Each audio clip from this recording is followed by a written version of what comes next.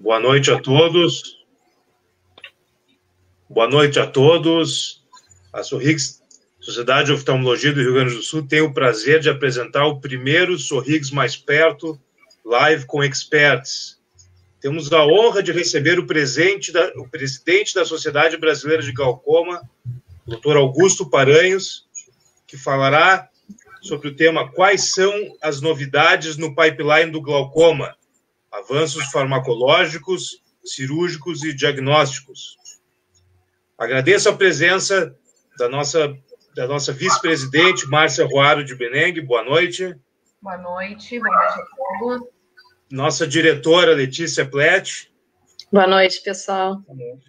E conosco também uma qualificada bancada de debatedores. Uma excelente bancada, Dr. Ítalo Marcon, Dr. Rodrigo Lindemeyer, Dr. Tiago Risato, Dr. Egídio Pissetti, Dra. Ticiane Granzotto, Dr. Leonardo Fazolo, Dra. Helena Pachter e Dra. Paula Gross. Muito obrigado pela disposição de vocês em participarem. Agradeço também os patrocínios, nosso patrocínio Master Lentes Freestyle 3D e nosso patrocinador Genon. Pode rodar, faz favor, Cid.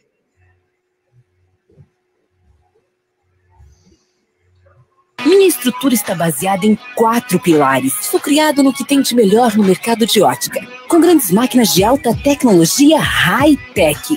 Em essência, speed, agilidade, chegando cada vez mais próximo e fortificando o meu cliente. É por ele que estou revolucionando o mercado. Perfect, faça perfeito. Comfort, ser impecável. Completo, indestrutível. Liberdade, liberdade de criar, liberdade de imaginar, liberdade de enxergar. Acorde todos os dias com tesão de enxergar o novo, não ser igual a vocês. The best like you. É por isso que sou forte, persistente, indestrutível, para encarar a rivalidade do mercado e proteger a minha maior riqueza. Prazer, eu sou a Full Life 3D, porque a sua lente, para nós, é única. Novamente, boa noite. Então, nosso evento contará com duas partes. A primeira parte será a aula do professor Augusto Paranhos e a segunda parte será um interessante debate em 3 blocos, onde falaremos dos avanços farmacológicos, um bloco, cirúrgicos e diagnósticos no terceiro bloco. Então, passaremos a palavra para o professor Augusto. Novamente, muito obrigado. Bom, muito obrigado, Fábio, pelo convite. Já coloquei aqui o meu cronômetro funcionando. Queria agradecer muito, eu tenho vários amigos aí no Rio Grande do Sul. Eu tenho um carinho especial por esses amigos, tanto no glaucoma quanto em outras áreas da oftalmologia, e é um orgulho muito grande fazer parte desse evento, né? Esse tema eu acho muito interessante, o que está por vir, né? O que a gente tem no glaucoma e o que pode mudar, né? Aqui a gente vai comentar hoje sobre diagnóstico, tratamento clínico e tratamento cirúrgico. Começando com o diagnóstico, eu acho que a gente vai dividir diagnóstico em o que a gente tem de inteligência artificial, quantificação de morte celular e avaliação de região de interesse. Não é só isso que vai acontecer, tem outras coisas, eu acho que o OCT vai melhorar muito e tudo, mas o que eu tenho, que eu acho que vai ser diferente de mudança de paradigma, eu vou colocar aqui. Começar primeiro com inteligência artificial. Eu separei 2 artigos que são emblemáticos de inteligência artificial para glaucoma, para comentar algumas coisas. Esse aqui é um artigo do Felipe Medeiros, que chama de Máquina para Máquina, em que ele fez uma coisa muito bacana. Ele falou para o algoritmo, essa retinografia tem esse OCT, essa retinografia tem esse OCT, essa retinografia tem esse OCT, 80 e tantas mil vezes. Aí ele perguntou, qual seria o OCT para essa retinografia, sem ter acesso à retinografia? O mais bacana foi a taxa de acerto, a concordância foi muito grande. A margem de erro de 8 micra. Então, o que a gente consegue com isso daqui? A gente consegue estimar o valor do OCT olhando uma retinografia baseado em inteligência artificial. Isso tem uma vantagem muito grande. Isso não vai substituir o OCT. Mas imagina você num projeto grande em que você tem que avaliar vários pacientes e você consegue fazer um screening baseado no OCT. Isso é muito bacana. Aí tem um outro estudo, que o Felipe também está envolvido, mas a NAMA, que teve no Brasil ano passado, pela SBG, que era o treinamento baseado em retinografia. Então, você tinha várias pessoas com acesso, um grupo grande de pessoas com acesso às retinografias, e que você classificava aquela retinografia se ela tinha glaucoma ou não tinha glaucoma. E a sensibilidade e especificidade foi muito grande. Qual que é o importante disso daqui? A gente já tem tecnologia suficiente para, por inteligência artificial, olhando só uma retinografia, ter uma performance diagnóstica semelhante ao especialista em glaucoma. Então, isso já existe. O que não existe é as ferramentas no mercado. Já tem algumas, o Retinalize, que é um programa que já tem acessível, inclusive aqui no Brasil, que você consegue classificar muito bem a retinografia com uma performance melhor que o oftalmologista geral. Então, a gente vai democratizar muito o diagnóstico do glaucoma dessa forma. Eu não imagino, por enquanto, inteligência artificial para fazer aquele diagnóstico assim. Será que esse paciente é suspeito, ele tem glaucoma? Não, eu imagino que a inteligência artificial ela vai funcionar muito para o caso de moderado para avançado, e a gente vai deixar de ter diagnóstico de glaucoma, vai facilitar muito a vida do oftalmologista geral, e a gente vai precisar de menos especialista eventualmente. E eu acredito que essas ferramentas de inteligência artificial, que já tem para glaucoma, já tem para retinopatia diabética, já tem para degeneração macular relacionada à idade, e lembrando que a gente tem agora retinógrafos muito baratos, portáteis, eu imagino que o médico da família vai começar a fazer avaliação e vai drenar especificamente para as áreas específicas. Olha, esse paciente tem uma retinopatia diabética que precisa de laser. Vai direto para um centro que vai fazer laser. Então, você vai precisar, talvez, de menos oftalmologista geral para fazer esse tipo de avaliação e caia mais na mão do médico de família, né, que ele teria condições de fazer esse tipo de avaliação. E o oftalmologista geral que fosse fazer o diagnóstico desses pacientes, eles teriam muito mais capacidade de fazer a avaliação. Então, assim, não tem jeito de fugir. O mundo já é permeado de inteligência artificial e toda vez que você fala em diagnóstico por imagem, a gente vai ter uma invasão muito grande da inteligência artificial e é bom que as pessoas comecem a incorporar essa informação, a ler esse tipo de assunto. Para a telemedicina é importantíssimo. A gente é um caminho sem volta, né? E não adianta brigar com o sistema. Se você tem a tecnologia que é mais barata e mais eficaz que a medicina atual que a gente faz, a medicina atual que a gente faz vai deixar de existir. Então, esse é o que eu vejo do futuro para diagnóstico de glaucoma com inteligência artificial. Eu estava comentando antes da aula começar que eu dei uma aula, O Futuro do Glaucoma, há uns 10 anos atrás, e tinha slides sobre quantificação de morte celular. Aí eu fui ver assim, gente, eu estou dando aula de novo, o que tem aqui que eu dei igual, né? Bom, há alguns anos atrás, mais ou menos 2010, a Francesca Cordeiro, ela publicou alguns artigos em que ela conseguia quantificar em vivo, em animal, a morte de célula ganglionar. Citava uma célula ganglionar que estava em apoptose reversível ou em apoptose irreversível. Aí seria muito bacana, porque você, em vez de medir a camada de fibras nervosas ou medir uma sensibilidade retiniana, você vai ver o que realmente te interessa para glaucoma. A célula está morrendo ou não está morrendo? Numa proporção maior do que o esperado para a idade. Né? E como que isso daí, como ela fazia isso? Existe uma substância que chama fosfatidilcerina, que ela é intracelular na célula ganglionar. Mas quando a célula ganglionar está morrendo, ela faz um flip e fica para fora da célula. Bom, existe uma proteína que tem afinidade para fosfatidilcerina, que é a anexina 5. Aí qual que foi a sacada dela? Ela pôs fluoresceína na anexina 5, e se ela conseguisse marcar é porque tinha a fosfodietilserina fora da célula, ou seja, a apoptose no seu estágio inicial. Então, ela conseguiu marcar a célula que estava morrendo, né? Existem alguns marcadores que a célula está em apoptose irreversível também que ela usou.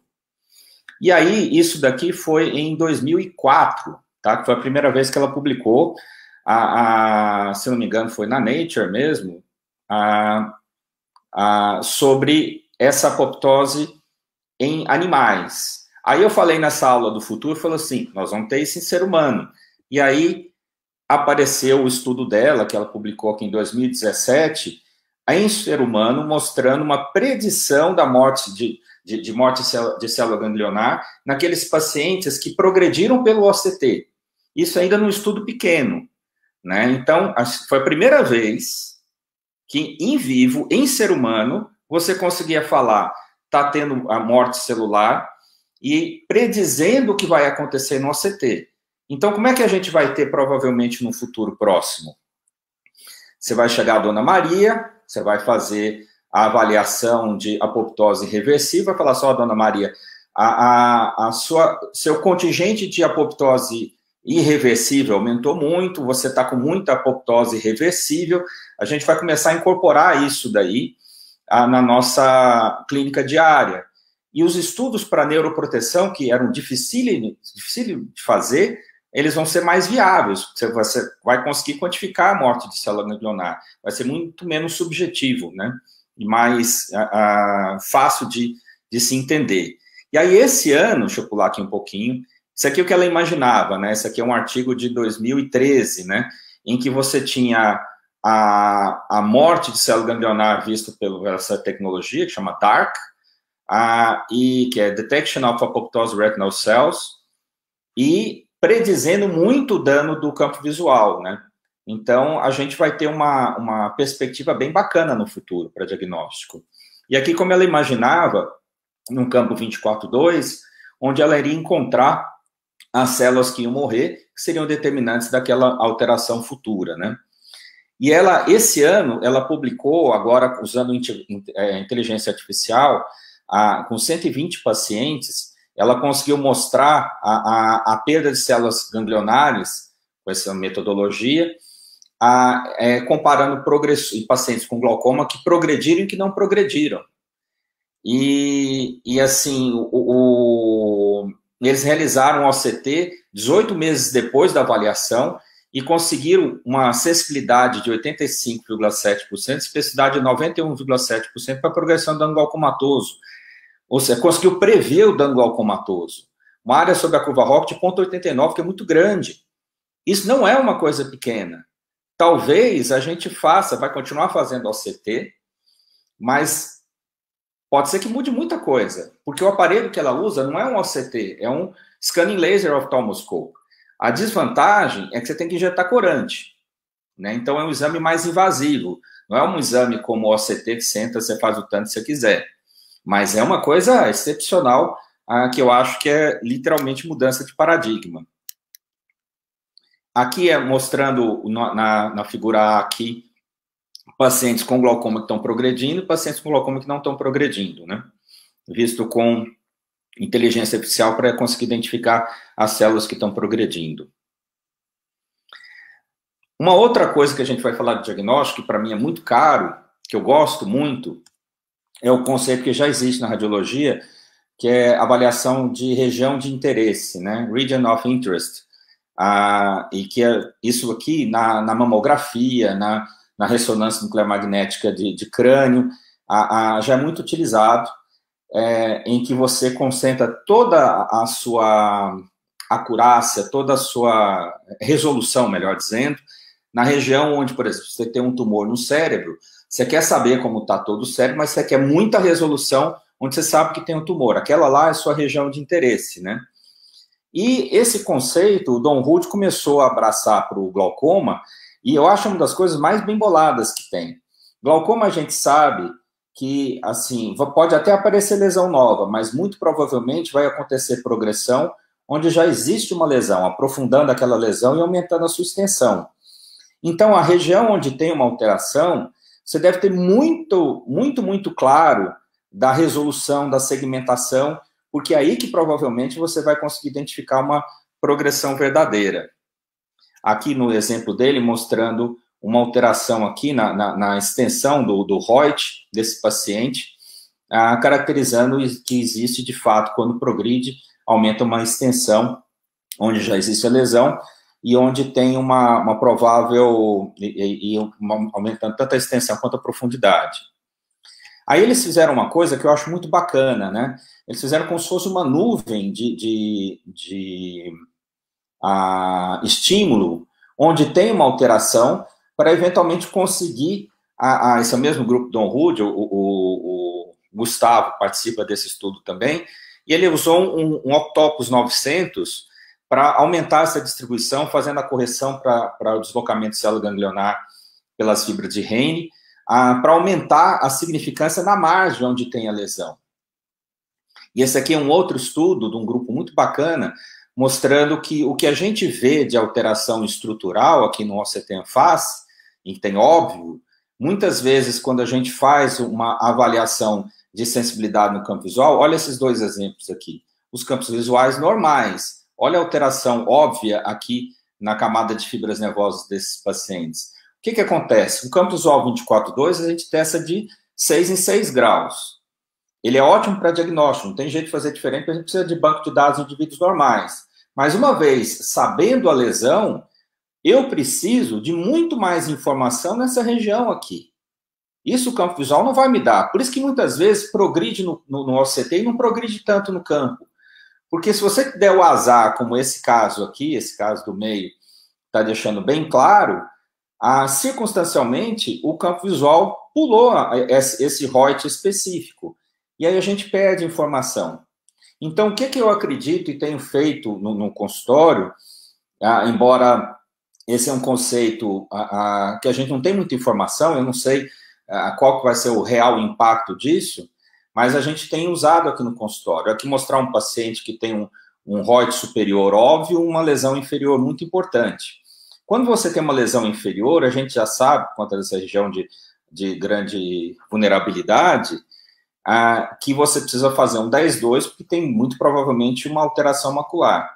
Agora, quando você tem uma lesão temporal superior, eu só tenho um campo visual 24.2 para fazer aqui, andando de 6 graus nessa região. E eu posso ter uma chance muito grande de perder uma progressão estrutural.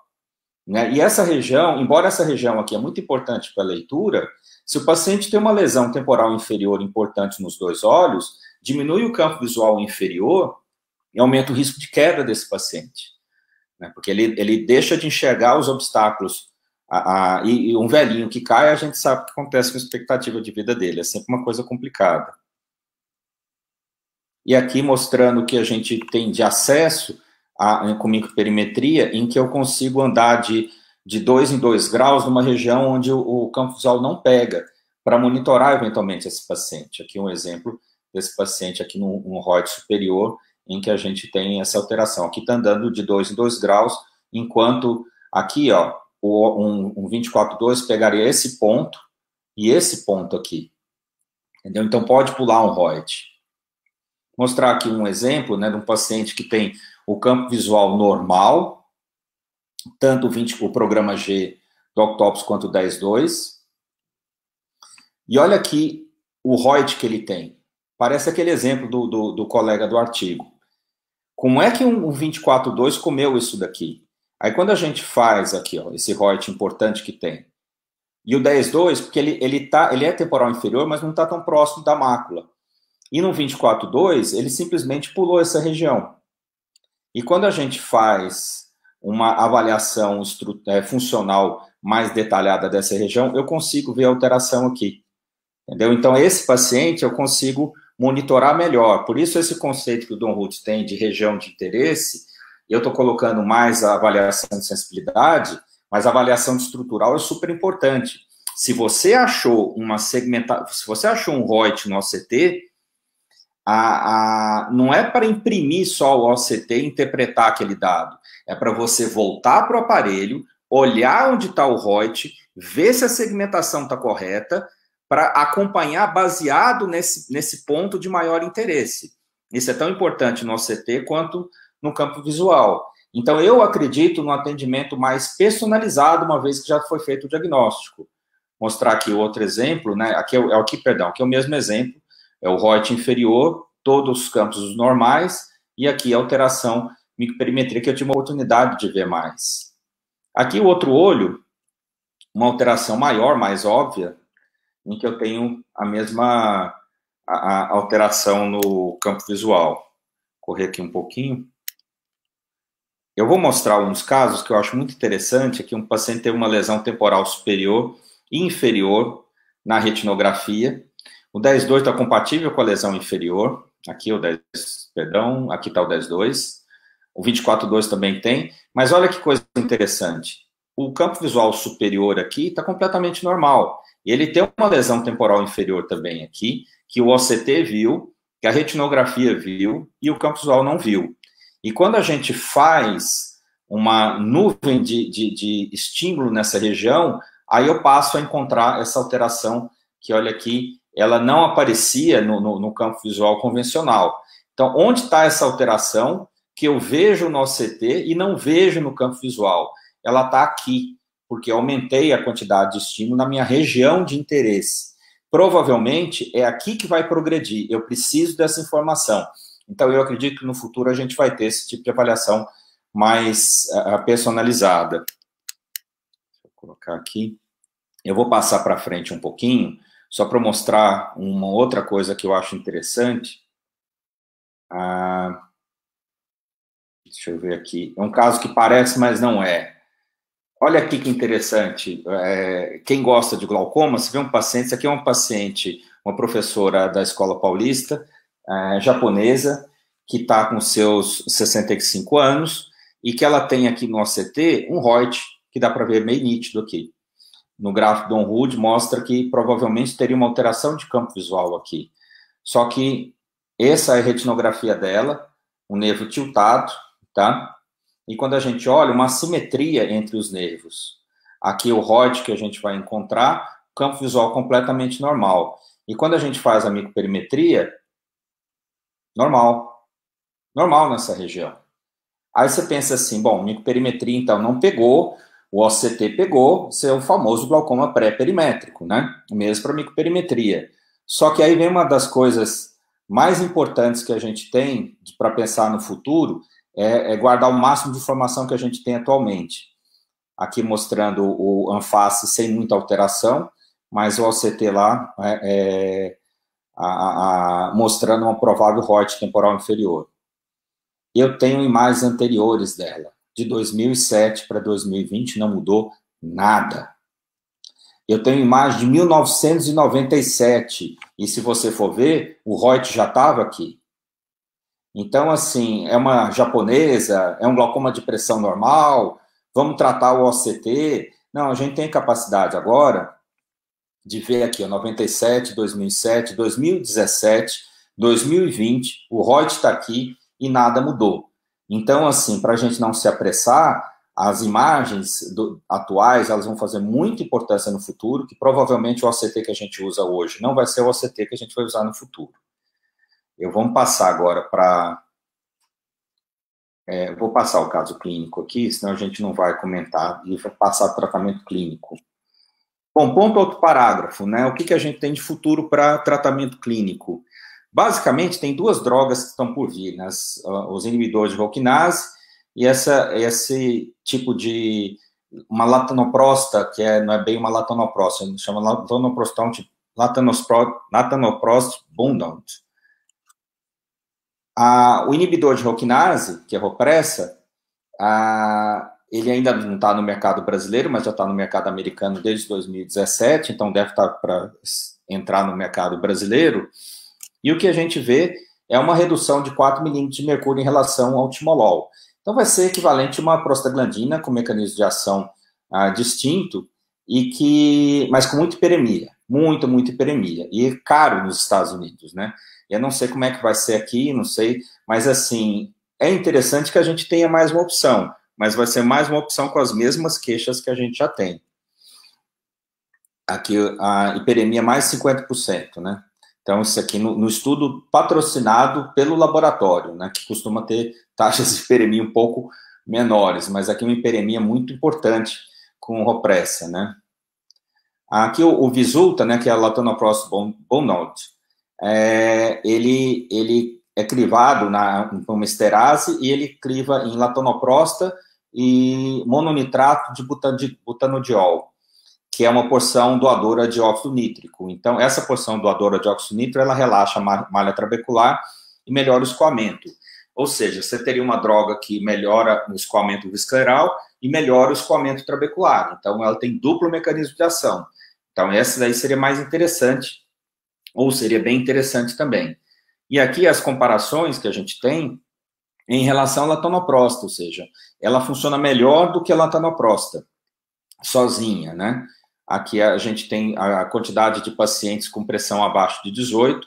Eu coloquei aqui em verde a concentração que está no mercado, do Vysulta, e em vermelho a latanoprosta, mostrando o tanto de paciente com adequação de pressão abaixo de 18 milímetros de mercúrio. Agora, a hiperemia também é um problema sério, né? A latanoprosta, por exemplo, hiperemia conjuntival, ela teve mais do que a latanoprosta, que no estudo desse foi 0, mas é até estranho, que latanoprosta dá muita hiperemia, mas a despeito disso, na comparação a droga com droga, foi semelhante, teve mais hiperemia para o Vysulta em relação à latanoprosta. Então, é mais uma droga com mais hiperemia e queixa do paciente para isso, né? E dispositivo de liberação lenta, a gente tem alguns dispositivos que se pensou colocar no ponto lacrimal, outros que pensaram em colocar no fundo de saco, e os injetáveis na câmara anterior. O que está para chegar no Brasil é injetável na câmara anterior, tudo indica. No caso aqui, a droga é a bimatoprosta. Agora, é um pouco complicado, né? Que você põe na câmara anterior e ele funciona por um período X de tempo, e no projeto inicial, você tinha pacientes que tinham 3 desses aqui durante o segmento, né? Aí, o que acontece com contagem de célula endotelial? Bom, eles fizeram mais de um tipo de composição e com mais uma rotina de aplicação. E viram que o de 15 miligramas, quando aplicava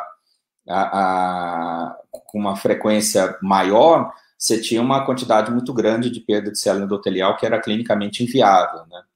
Aqui, a comparação com o maleato timolol. Eu gosto dessas ideias, porque, assim, compliance com colírio é muito ruim. Muito ruim. E aqui a gente tem a comparação. O que vale aqui para a gente é o 10 miligramas, que o de 15 miligramas não vai ser usado.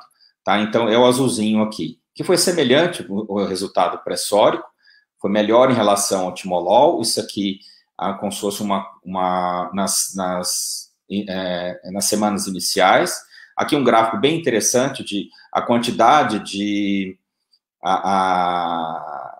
quão melhor que o timolol foi cada uma dessas duas dosagens, tá? E aqui, nesse gráfico que é interessante, é o acompanhamento no longo prazo que essas drogas tiveram, acompanhando aqui 20 meses, né, que foi o planejado, em relação ao timolol, em pacientes que tiveram até 3 aplicações, né? E aqui a quantidade de pacientes aqui da última administração, certo? E o tempo que durou a droga, a necessidade de colocar uma segunda droga, né? Então, aqui 1 ano de uso, mas nesse caso aqui a maioria usou 3 aplicações. Aqui, por exemplo, 3 aplicações, depois da terceira aplicação, você teve quase que, aqui no azulzinho, que é a concentração que interessa para a gente, mais de 80% dos pacientes precisou de mais nada, né? Então, mais com 3 aplicações. Aqui, quando a gente olha essa história de 3 aplicações, você teve 10% dos pacientes que teve uma perda de célula endotelial acima de 20%. É muita coisa isso daqui. Então, esse modelo de aplicar a cada 4 meses a dosagem de 10 miligramas, porque esse foi 10% com a de 10, com a de 15 miligramas, isso aqui foi mais do que 20%. Então, ou seja, muita coisa, fica inviável. Você não pode fazer uma coisa dessa. Então, mas quando você esparça muito, aparentemente você resolve. Você tem, assim, aqui a rotina de reaplicação, 16 e 32 semanas, tá? Então, de 4 em 4 meses. E a probabilidade para necessitar de nova medicação com um implante só foi de 36% dos pacientes. Ou seja, talvez funcione com espaçamento maior entre as aplicações. O fato é que se você aplica muitos ao mesmo tempo, conversando com as pessoas envolvidas no estudo, você tem descompensação corneana grave. E eles não se desfazem. Então, você encontra lá aqueles 3 pellets na câmara anterior, o que é muito arriscado para o paciente, né? Vou ver aqui meu tempo. Quase acabando aqui. Vai dar direitinho o tempo, né? Que o tratamento cirúrgico tem pouca coisa. SLT. O SLT, ele está aqui no mercado com muito tempo. Não, com evidência boa, não tem tanto assim, não. E a gente tem agora esse estudo esse é um dos estudos do Light, né? Para entrar qualquer coisa na Inglaterra e no Canadá, você tem que provar custo-efetividade e tudo. Então, acaba que você tem que fazer mostrar que é realmente efetivo a intervenção. E a pergunta do Light, comparando com o tratamento clínico, a conclusão foi excelente. Falou assim, não só é bom, como você deve oferecer como primeira opção antes do colírio. Isso eu acho que é uma coisa única, né? O SLT existe, a trabecoplastia laser existe há muito tempo, mas esse nível de evidência a gente não tem. E agora os estudos novos mostrando que ele pode ser reaplicado e a reaplicação para alguns pacientes funciona melhor que a primeira aplicação, e que melhora, e o paciente pode ficar anos sem ter que usar colírio, eventualmente nunca usar colírio. Tem paciente que nunca usou colírio até hoje, porque fez SLT. Então, eu acho que um país pobre como o nosso, que vai sair dessa pandemia mais pobre do que entrou, a gente tem que fazer muito mais SLT do que fazia ano passado, vamos dizer assim. E a Sociedade Brasileira de Glaucoma incentiva com força que todo glaucoma primário de ângulo aberto, o primeiro tratamento não seja com colírio, a gente já tem evidência para isso, que seja feito com laser. E essa informação tem que reverberar o máximo possível, que o paciente acha que é uma coisa do outro mundo, porque não está acostumado a ouvir. Né? E faz parte da nossa educação passar essa ideia que é laser, laser, laser, laser, laser em hospital público, laser em universidade, laser para o seu paciente, seu consultório. E aqueles pacientes que o laser não funcionou, ou que perdeu a função depois de algum tempo, reaplicou, não teve efetividade, aí sim você entraria com colírio. Né? O colírio, ele tem, a gente comentou, a quantidade de hiperemia e alteração de superfície, a baixa compliance, injetar na câmara anterior, ter perda de célula endotelial, laser, laser, laser. Então, isso para um futuro, eu acredito que é essencial que a gente tenha essa ideia. E, assim, sem querer ofender residente, né, a performance do residente, ela é tão simples que a performance do residente não tem muita diferença do especialista em glaucoma. Tá? Então, é um procedimento barato, fácil de fazer, e que é muito pouco feito aqui no Brasil. Eu não entendo muito por que ele é tão pouco feito aqui. Tem algumas coisas bacanas, né? Tem trabalhos promissores para os implantes valvulares que a gente coloca para controlar o fluxo, baseado em tiros de laser que você dá nesse dispositivo, né? E que à medida que você vai aumentando o spot laser, você vai aumentando a efetividade do tubo, né? Essa é uma coisa boa que a gente tem, porque uma coisa que a gente sabe é que o tubo, no começo, ele funcionar demais é ruim, né? Talvez isso, inclusive, seja a diferença do Armed para o Bavelt, é que o Bavelt não começa funcionando logo de cara, né? E que talvez seja interessante e quando você diminui quando você diminui a produção do humor aquoso, no Armed, com dorzolamina e timolol, ou seja, diminuindo a produção do humor aquoso, a taxa de sucesso desse implante funciona mais. Então, regular o fluxo pode ser uma coisa interessante, né? E esse daqui é o último slide da aula, que eu já tenho 31 minutos e 50 segundos, né? Eu coloquei aqui, eu acho bacana, o que está em amarelo é que tem evidência em nível bom, com ensaio clínico randomizado, e que a gente já tem uma ideia mais clara de limitação. Então, colírio, SLT e a stent, a gente já sabe para que funciona e para que não funciona. Por exemplo, a gente já tem muito claro que o stent não serve para glaucoma avançado, glaucoma descontrolado. Né? Quem insiste nessa ideia não tem evidência clínica para isso. E se o glaucoma descontrolar, fica difícil até dele justificar por que ele colocou aquele negócio. Sendo que até na bula está escrito que é para glaucoma inicial moderado, bem controlado clinicamente. Então já tem esse nível de evidência. Né? Agora o resto, o Kahoot, o GAT... Só um instante. Encontrei isso na internet. Meu Siri aqui começou a funcionar do nada. O GAT, o iTrack e o Zen, eles não têm quase ensaio clínico randomizado. O Kahoot, o GAT e o iTrack não tem ensaio clínico randomizado, nem o Zen tem um estudo muito, muito pequeno. A gente não tem ele aqui no Brasil, mas a gente não sabe exatamente como eles podem funcionar no longo prazo. Então, existem muitas questões a serem respondidas. Eu acho a ideia do GAT excepcional, acho muito bacana, eu acho que tem futuro e acho que precisa de estudo. Né? Quando você vai olhar, as pessoas que mais trabalham com isso, elas não têm você não consegue ter ideia dos limites, dos fatores de risco, fator de preditor de sucesso, então falta muita informação.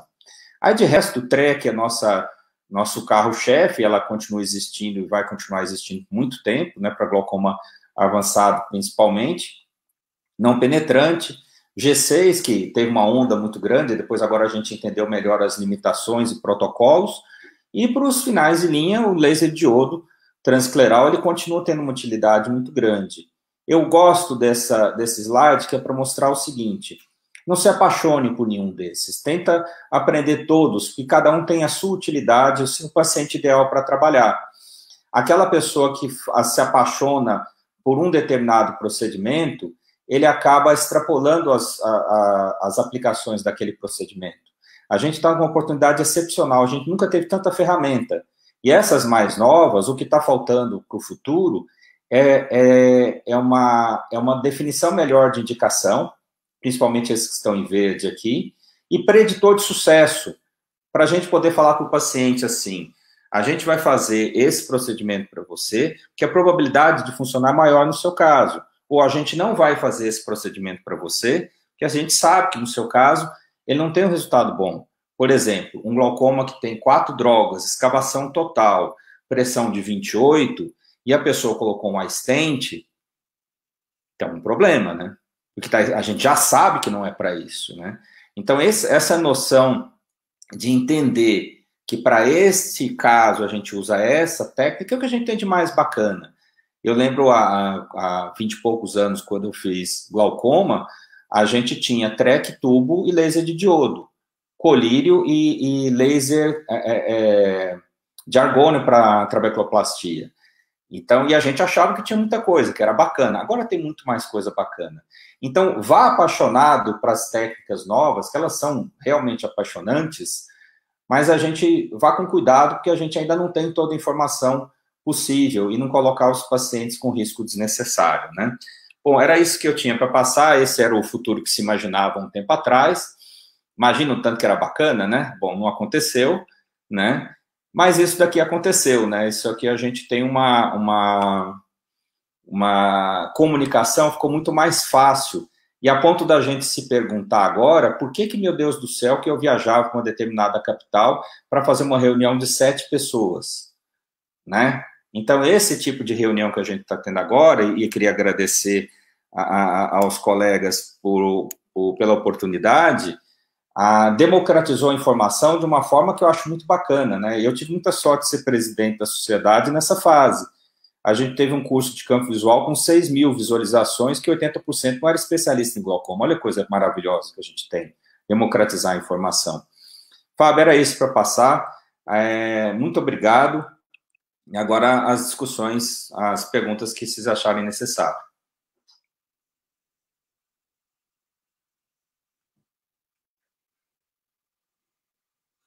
Não te ouço, Fábio. Muito obrigado, Augusto. Olha, foi um desafio grande que a gente passou para você, né? Dar todas as pérolas. Dar todas as pérolas da Academia Americana e da Harvard em 30 minutos, 30 e poucos minutos, foi excelente. A audiência só subiu, né? Que a gente está acompanhando pelo Facebook. E realmente, esse programa se chama Sorrigues Mais Perto, né? Mas a gente nunca imaginava que a gente chegar tão perto assim, né? Tá todo mundo assistindo esse tipo de conteúdo em casa. E esse novo programa do Sorrigues Mais Perto, live com experts, a gente está realmente trazendo um expert como você, e agora vamos trazer os experts locais aqui, gaúchos, para ter debates num formato estilo, entre aspas, roda viva. Vai ser uma pergunta e uma resposta sua. Toma água, né? Hidrata, que as perguntas virão, e com certeza são boas. Então, vamos lá, Cid, faz favor. O primeiro bloco será o bloco cirúrgico. Professor Ítalo Marcon, doutor Rodrigo Lindemeyer, doutora Tiziana Granzotto e doutor Leonardo Fazolo. Muito obrigado a todos pela presença. Iniciaremos, então, pela ordem de patente no ombro. Professor Ítalo Marcon. Boa noite a todos. General, por favor, palavra com o senhor. No meio desse pessoal tão competente, a patente fica um pouco ofuscada. Mas, de qualquer maneira, eu quero cumprimentar a direção da Sorrigues por esse evento e o Augusto Paranhos, o nosso presidente, que eu julgo seja a terceira geração da nossa sociedade de glaucoma do Brasil, né? Achei, assim, a exposição do Augusto muito clara e como cabe a colocar os devidos pontos da indicação da cirurgia. De tudo isso, eu me lembro que eu sou um fã antigo, comecei a fazer a trabeculoplastia laser com argônio, isso no ano de 1970, quando apareceu o primeiro laser. E, de fato, não é uma coisa que eu uso de rotina, mas teve casos assim, excepcionais, principalmente em pessoas que não toleravam o uso de colírio por questões locais ou questões de asma brônquica, pessoas na gravidez, quer dizer, aquela pessoa que estava grávida, que usava colírio para glaucoma, que fazer? Então, era uma alternativa e os resultados sempre foram bons. É claro, o laser com argônio, ele tem muita dependência da habilidade de quem faz, da precisão.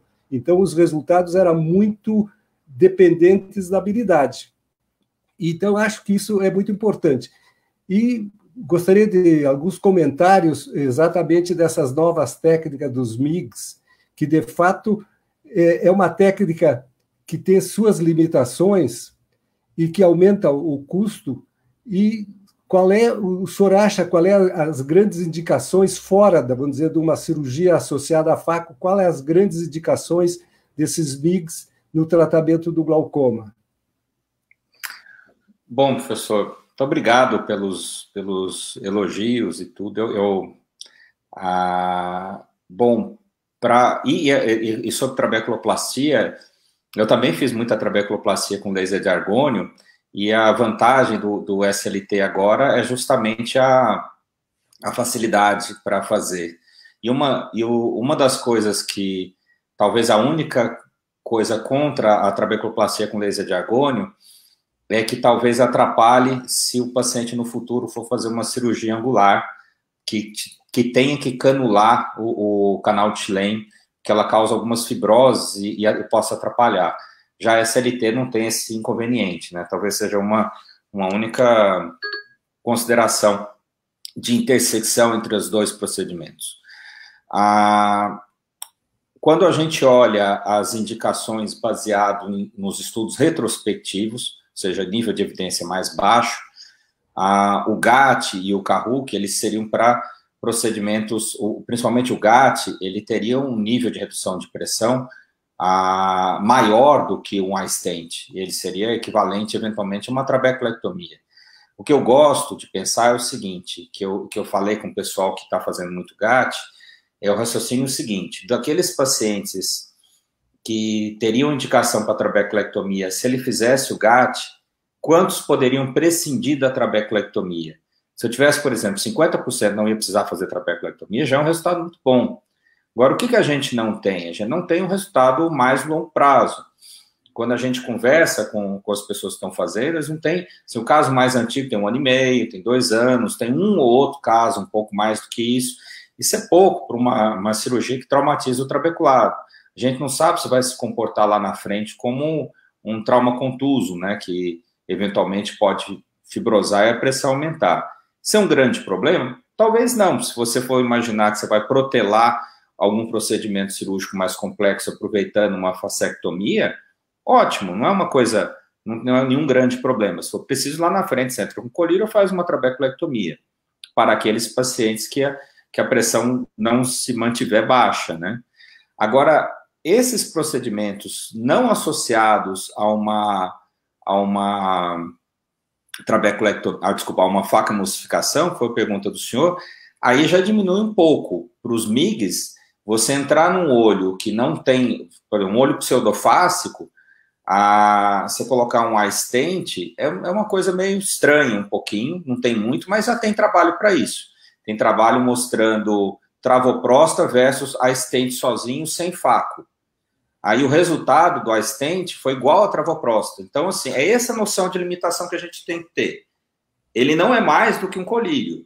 Isso é pouco? Talvez não. Para alguns pacientes, prescindir do uso do colírio é ótimo. Mas você não vai achar que você vai ter mais resposta maior que essa. Um ensaio clínico randomizado, sem catarata. Eu tenho ele aqui, é fácil até de achar, se for preciso eu pego. Ensaio clínico randomizado, sem catarata, a stent versus travoprosta, no final das contas, foi semelhante à travoprosta. Ou seja, ele isolado, ele tem efeito de uma prostaglandina. Né? Então, isso não é uma hipótese boa, porque tem estudo falando que é um pouco pior do que isso. Mas eu não vejo tanta indicação como evento isolado, o iStent. Agora, talvez o outro procedimento, eu gosto, por exemplo, tem um colega no Peru, que ele praticamente está fazendo só a viscoelastomia ab interno, né, que é o eye track, que não é como o GAT, você não rasga, você injeta viscoelástico via ab interno, e ele praticamente não está fazendo track.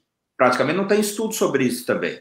Então, assim, tem muita coisa que é bacana, promissor, mas falta os estudos, né? Eu acredito que a gente, no futuro próximo, a cobrança desses estudos, elas estão tão importantes, assim, que esses estudos vão aparecer e a gente vai ter uma noção melhor de indicação e limitação. Tá ótimo. É isso aí, eu acho que colocasse muito bem essa indicação, né? De minha parte, eu estou satisfeito, viu? Muito obrigado pela tua participação lá e pelas tuas explicações. Obrigado, professor.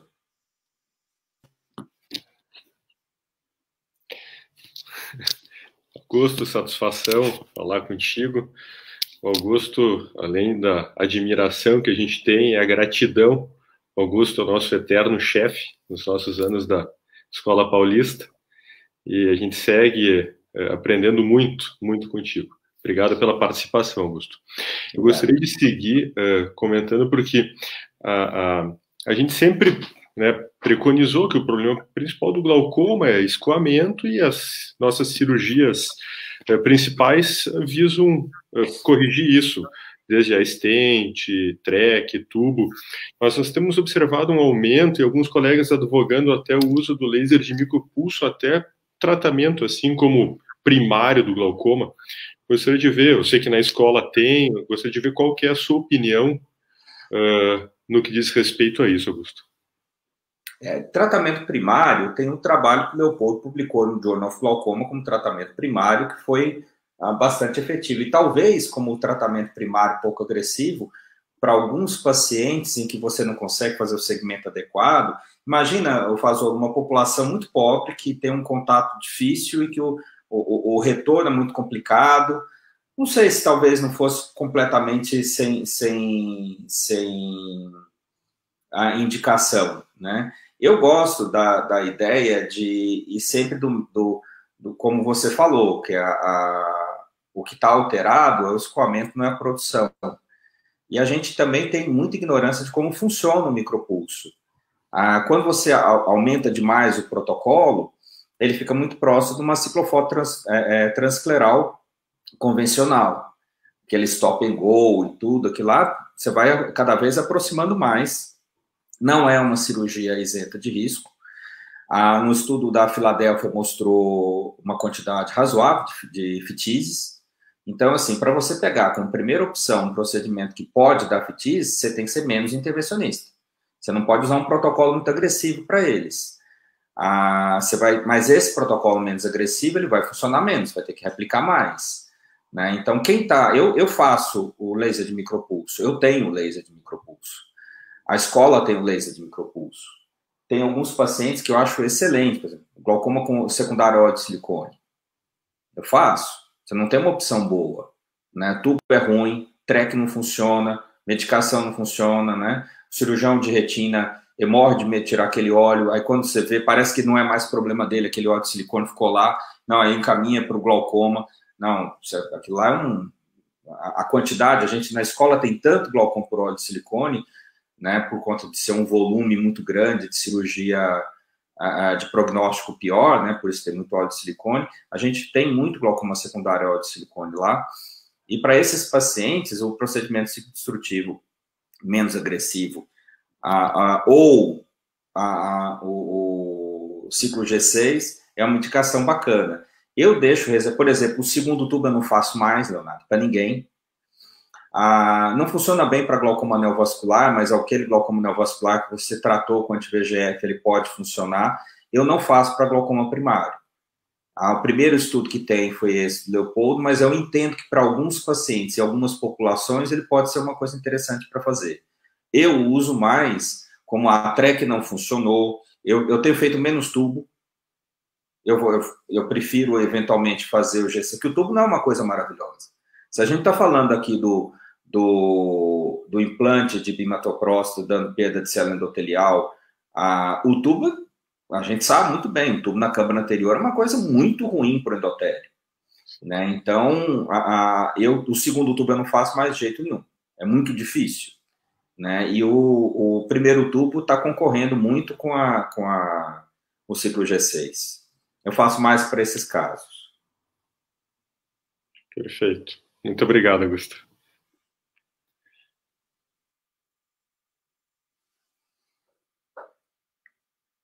Rodrigo. E aí, Paranhos? Tudo bom? Tudo jóia. Agradecendo aí a tua presença conosco. Não falei de congênito, né? Oi? Não falei de congênito, né? Não, mas os pediátricos é um desafio aí. Tu sabe que a gente está num projeto bacana aí na tua gestão e que depois o pessoal vai ficar sabendo. Em primeiro lugar, agradecer o convite aí da sociedade e eu fico muito feliz e contente de ver como todos esses desafios estão sendo tomados frente à pandemia, até porque eu e alguns outros colegas fizemos parte ali da primeira diretoria na refundação da Sorigs, e então tá bem bacana essa gestão. Parabéns ao Fábio, à Terla, todo o grupo que está aí capitaneando a Sorigs do momento. E a ti também, porque esses cursos que a SBG promoveu e está promovendo são fantásticos. Eu acho que estão num nível muito, muito, muito alto. A minha pergunta, para a gente tentar descer um pouquinho para o mundo real, assim, e a gente sabe que entre glaucomatólogos a gente tem um nível de discussão que a gente pode conversar, mas como a maior parte, eu acho que das pessoas que estão nos assistindo não são especialistas, eu queria saber de ti, né, tuas colocações, tuas recomendações, que tipo de cuidado o não especialista, o não glaucomatólogo deveria tomar ao indicar a cirurgia de catarata, tá, em pacientes portadores de glaucoma. Claro que é um número grande de fatores, mas no que se refere basicamente ao dano, ao ângulo, né, e à pressão basal. Então, essa combinação de fatores, o quanto que ela deve ser avaliada na indicação precisa do que ser feito. Ótimo. Obrigado pela pergunta, que eu acho que ela é bem importante. Eu acabei não colocando muito disso na aula, né, porque era para o futuro, né.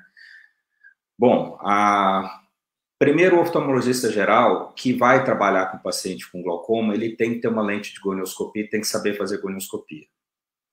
Que propedêutica é o básico. A gente estava falando, o glaucoma não escolhe o consultório que vai entrar. Então, ele vai entrar, mesmo você não querendo fazer glaucoma, o glaucoma vai entrar no seu consultório, que o paciente não sabe que tem, né? Então, chega o hipermétrico para você. O Van Herrick, ele basta para saber se o ângulo está aberto, fechado? Não basta. Tem que fazer gonioscopia. Se você não sabe, uma lente de gonioscopia não custa tão caro. Mas o conselho que eu dou para o oftalmologista geral, de brincadeira, você compra a lente mais cara que tiver e não pede desconto. Compra caro mesmo. Porque a hora que você comprar, você vai falar assim, não é possível que eu gastei tanto dinheiro nessa lente, não vou aprender a usar. Então, você faz os presidentes, né? Tem que saber usar, porque se ele vai indicar catarata nesse paciente, a primeira pergunta que ele deve responder é: esse é um glaucoma primário de ângulo aberto ou esse é um primário de ângulo fechado? Se é um primário de ângulo fechado, ele tem goniocineque a mais 180 graus ou não tem goniocineque a mais 180 graus. Ou seja, gonioscopia e gonioscopia com indentação. Ninguém é obrigado a saber tudo, mas está proibido de fazer o que não sabe. Então, propedeu, examinar é uma coisa importante. Você é especialista em glaucoma, miopia é fator de risco para glaucoma. O seu paciente indo no seu consultório míope, você tem que dilatar a pupila e ver a periferia de retina, ver se ele tem ruptura. Não dá para segmentar tudo. A propedêutica básica, o nosso velhinho de 80 anos, ele tem mais base celular na pálpebra. Você vai olhar o nervo dele, não vai examinar aquela falta de cílio que ele tem lá e tudo, que é um tumor na pálpebra. Não, propedêutica. Então, voltando à sua questão sobre cirurgia de catarata, todo mundo opera catarata e paciente com glaucoma, o essencial é fazer primeiro esse diagnóstico, primário de ângulo aberto ou ângulo fechado. Aí você tem uma questão básica, que também é importante, o glaucoma está controlado ou não está controlado? E toda vez que você participa de fórum de discussão de cirurgia de catarata com o cirurgião de catarata, eles têm dificuldade de explicar o que é o controlado. Eles não têm uma série de campos visuais. Eles não têm retinografias, não têm OCT. O glaucoma controlado não é a pressão que você mediu que está 16, com 3 colírios. O glaucoma controlado é uma pressão de 16 com 3 colírios que nos últimos 3 anos não mudou nada. Mas foi a primeira vez que eu vi esse paciente. Bom, então aí você tem que eventualmente pecar por excesso. Você está precisando de 3 colírios para ter essa pressão de 16. Aí você vê o estadio do glaucoma. É um glaucoma avançado que precisa de muita medicação, né? Então, isso daí é uma informação importante que você tem. O oftalmologista geral deve saber. E não dá para ele ser operado só por especialista em glaucoma. O oftalmologista geral tem que saber essas informações. Aí uma coisa importante. Operar catarata de glaucoma primário de ângulo aberto não vai tratar esse glaucoma. Principalmente aqueles pacientes que tiverem glaucoma avançado e precisam de muita medicação. Você vai ter uma redução da pressão, mas ela é temporária. Todo estudo que você vai olhar, a redução da pressão em glaucoma primário de ângulo aberto, ele exclui os primeiros meses, que é onde você tem os picos de pressão, eventualmente. E eles não são de longo prazo. Aqueles estudos de longo prazo mostram que essa redução, né, de pressão que você tem, ela não persevera. Isso é mais verdadeiro quanto mais avançado for o glaucoma e mais colírio ele precisar. Então, não passa para ele uma ideia de que você vai tratar. Quase todo paciente cego para o glaucoma que eu tenho, ele é pseudofásico. Aí você vê assim, que oportunidade que foi perdida aqui, meu Deus. O que aconteceu de errado?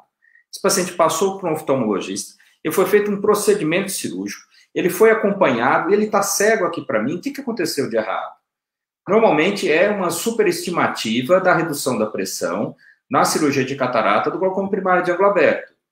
Agora, para o primário de ângulo fechado, se ele tem isso daí, aí para alguns pacientes, operar só catarata vai resolver.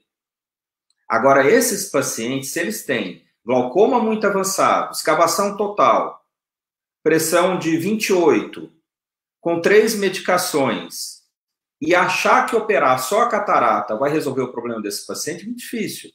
E mesmo aqueles pacientes que têm glaucoma e têm um ângulo fechado, mas não é um glaucoma razoavelmente controlado com medicação, não está tão avançado assim, e que dá para operar só catarata, eu falo para esse paciente, nós vamos fazer um procedimento que talvez, nas primeiras semanas, a gente tem que voltar para o centro cirúrgico para fazer um segundo. Então, o combinado não é caro. Agora, quando você passa uma ideia muito otimista para o paciente, fica difícil você voltar atrás. Aí você insiste numa coisa que, na verdade, não vai funcionar. Então, é muito complexo a cirurgia de catarata em paciente de glaucoma de ângulo fechado. Ela não é assim, eu faço só catarata, vai melhorar. Não, depende do estadio do glaucoma, da extensão da lesão e da pressão de base que você tem. Agora, uma coisa é certa, para glaucoma primário de ângulo aberto, não confie naquela redução da pressão, que ela é temporária, principalmente para o glaucoma avançado, que precisa de muita medicação. Isso vai ter que fazer uma TREC junto, né? Então, tentando resumir um pouquinho isso, que é só isso já é meia hora de aula, né? Perfeito, perfeito. A ideia era justamente, porque, só tomando um pouquinho mais do tempo, é que nós, como especialistas em glaucoma, exatamente a impressão que eu tenho é essa, né? Nós acabamos, muitas vezes, nos deparando com situações que a gente não sabe muito bem o que aconteceu no passado, e que eu acho que é importante a gente ter um bom diálogo e tentar passar as nossas percepções para os colegas não especialistas, para que melhore, né, essa questão de decisão. Obrigado, Paranhos. Obrigado a você, Rodrigo.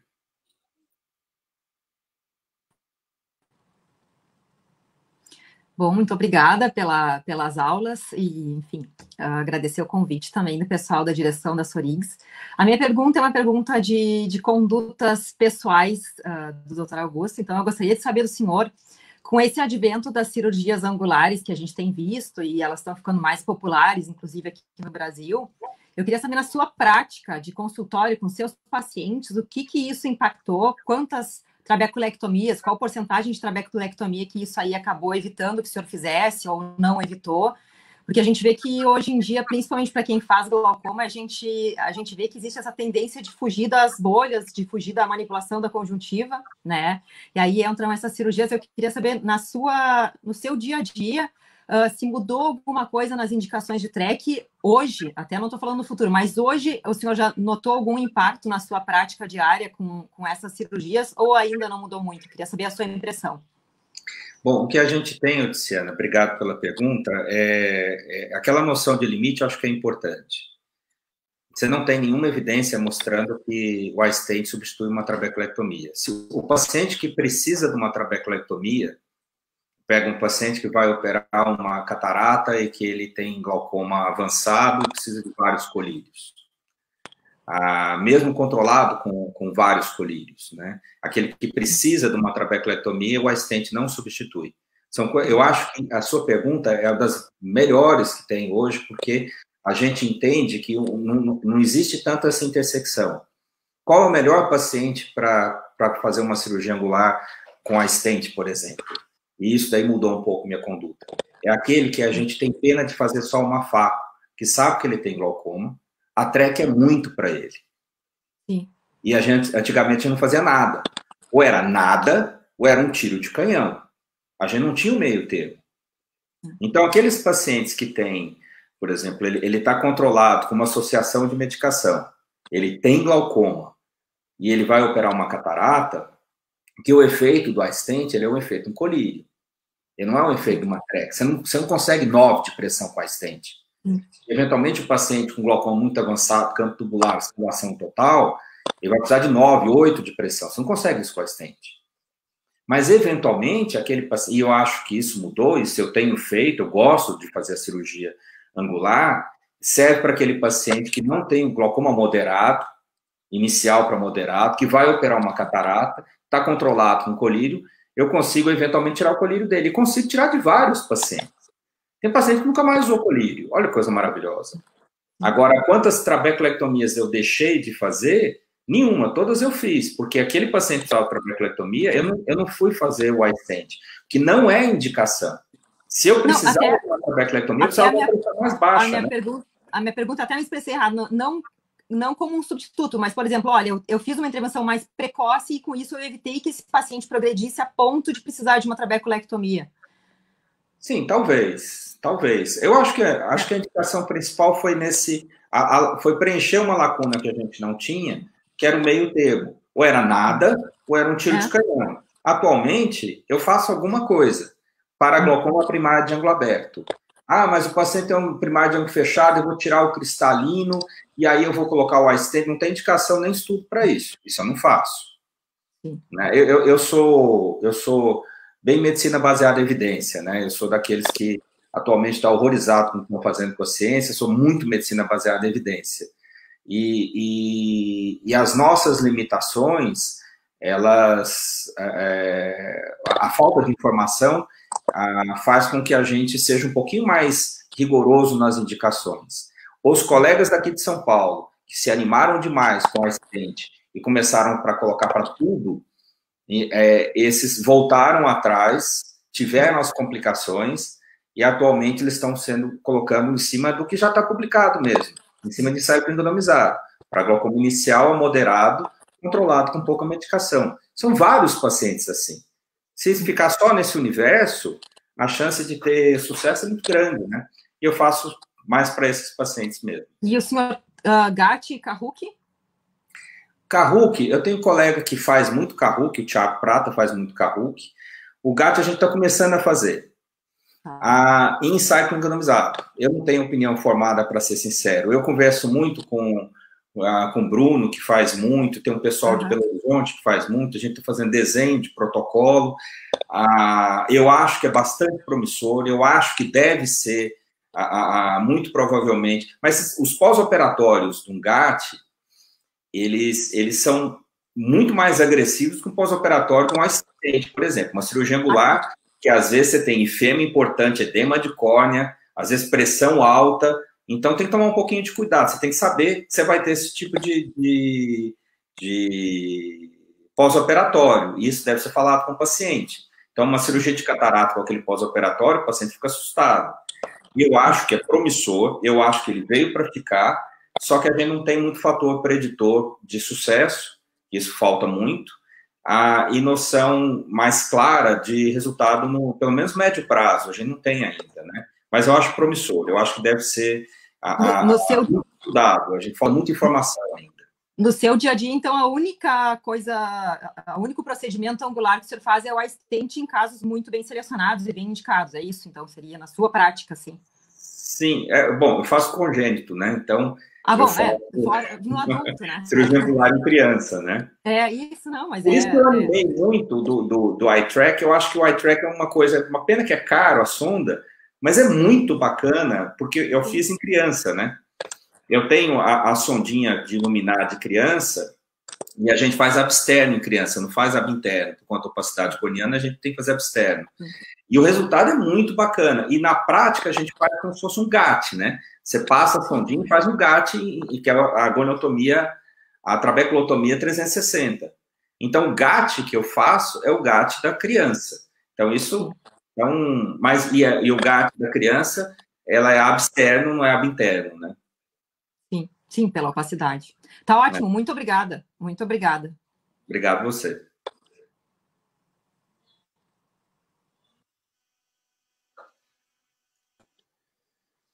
Vamos lá, excelente bloco. Agradeço a audiência que se mantém bem alta. Isso só demonstra o quanto está sendo interessante essa interação, além da excelente aula expositiva. Vamos então para o segundo bloco de perguntas farmacológicas. Chamaremos então a doutora Márcia Ruaro, novamente o doutor Ítalo Marcon, doutor Egídio Pistetti e doutor Ricardo Risato. Começaremos então pela doutora Márcia. Lembrando, por favor, 1 minuto de pergunta e 3 de resposta. Vamos tentar manter a pauta do tempo. Não precisa ser que tem debate político, não vou cortar ninguém, mas vamos manter o tempo. Augusto, um prazer te ter aqui conosco. Eu queria agradecer os colegas da diretoria por esse evento e aos colegas que estão aqui conosco para fazer esse debate, que são excelentes oftalmologistas, excelentes glaucomatólogos, e eu fico muito feliz de dizer que nós temos uma relação muito boa no glaucoma do Rio Grande do Sul, e isso só ajuda, né? Só soma e potencializa conhecimento. Mas, sabendo com quem eu estou falando, é que eu tenho uma perguntinha para ti, talvez não seja gratuitamente que tu não tenha falado sobre isso, mas igual eu gostaria que tu comentasse. Eu gostaria que tu nos dissesse o que nós temos de evidência no glaucoma sobre algumas drogas que sabidamente atuam de maneira positiva em outros locais do organismo, como o resveratrol e o ginkgo biloba. Ótimo. Ginkgo biloba não tem evidência, né? Teve ensaio clínico randomizado feito pelo grupo do REACH que não mostrou que funciona. Isso é uma coisa importante. Muita coisa que funciona em animal ou funciona in vitro, quando a gente tenta aplicar em ser humano, não funciona. Muita coisa que faz sentido por conta de estudo animal ou estudo in vitro, quando a gente usa em ser humano, não funciona. A ginkgo biloba foi assim, né? O REACH gostava muito disso, chegou a fazer estudos, os resultados foram negativos e não publicou. Então, você não acha ensaio randomizado mostrando que tem alguma efetividade. Eu acredito que com os estudos da Francesca Cordeiro, de avaliação de apoptose, quantificação de apoptose, tudo vai mudar. Porque estudar neuroproteção é a coisa mais difícil que tem. Aí você tem, atualmente, duas drogas candidatas que funcionaram em animal, modelo experimental de animal, que você aumentava a pressão do olho do ratinho, e um grupo você dava aquela determinada droga, outro grupo você não dava, resveratrol e curcumina. Tanto para resveratrol quanto para curcumina, você teve diminuição da morte de célula milionar a despeito da pressão alta. Então, funciona como neuroprotetor, em rato. Mas só para lembrar, por exemplo, para drogas neuroprotetoras que funcionaram em rato e foram testados para acidente vascular cerebral, 40 drogas, sabe quantas funcionaram em ser humano? 0. Ensaio clínico randomizado. Então, assim, a gente tem uma dificuldade muito grande, a gente deve ter um pé atrás muito grande, melhor dizendo, daquilo que funciona em animal, passar isso para o ser humano. Agora, uma coisa, Márcia, que eu não comentei, que talvez devesse comentar na aula, é que o que já tem ensaio clínico randomizado mostrando que funciona, que não é medicina alternativa, porque se tem ensaio clínico randomizado, é medicina mesmo, é meditação. Meditação diminui pressão intraocular muito mais do que NICS. A taxa de redução de pressão com meditação, a média foi de 19 para 13 milímetros de mercúrio, diminuindo o nível de cortisol e diminuindo a expressão gênica de marcador pró-inflamatório, de gene pró-inflamatório, perdão. Então, assim, e quando você vai olhar as doenças cardiovasculares, a ensaio randomizado de meditação que foi publicado na Circulation, que é a principal revista acho que só perde para Heart, diminuiu o risco de morte por causa cardiovascular em quase 50%. Então, se tem alguma coisa alternativa, por enquanto, com evidência para usar, seria meditação. Né? Isso daí, sim. Isso já tem, se vocês forem olhar, no Journal of Glaucoma de 2018, ensaio clínico randomizado do professor Dada, que deu entrevista, que a gente fez uma entrevista com ele pela SBG.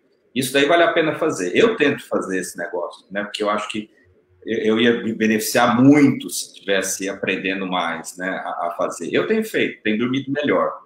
E tem feito com os 2 olhos fechados? Ou só com um, assim? Pode fazer com o olho aberto, a meditação não é o olho, é respiração pelo nariz, né? A Paula daqui a pouco vai conversar, ela é capaz de ter novidades para nós com relação a esse tema também. Ok. Obrigada, Augusto. Obrigado a você, Márcia. Bom te ver. Calma aí.